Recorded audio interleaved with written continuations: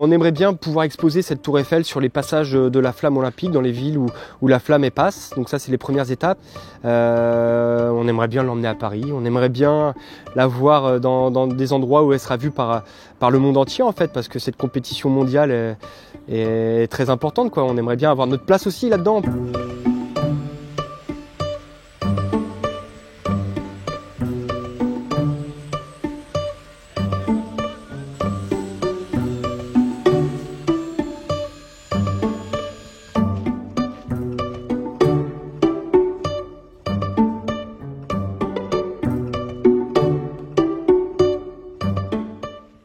Je l'ai proposé de Saint-Malo jusqu'à La Roche-sur-Yon, toutes les villes de passage qu'il y avait dans le Grand Ouest en fait.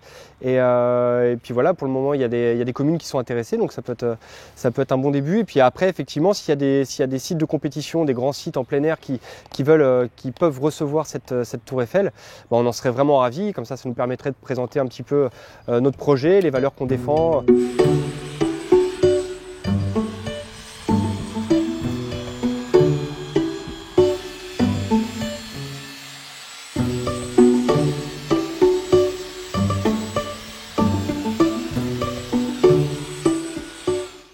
Moi, ça a été plus de l'assemblage des différents matériaux, en fait. Donc, visser, fixer, mesurer, calculer. Ah oui.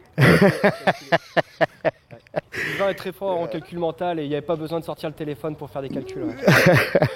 Je pensais que j'allais devoir vraiment m'adapter à Sylvain, faire peut-être adapter des postes de travail, faire des choses vraiment spécifiques.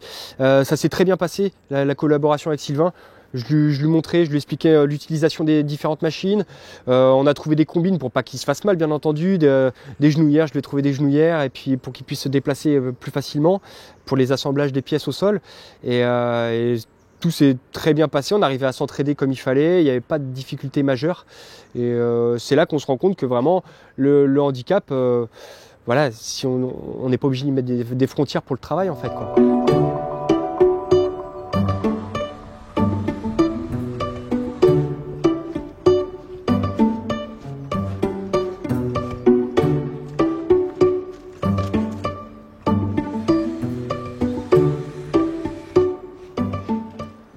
C'était des semaines et des mois de travail, donc ça y est, le projet il est concret.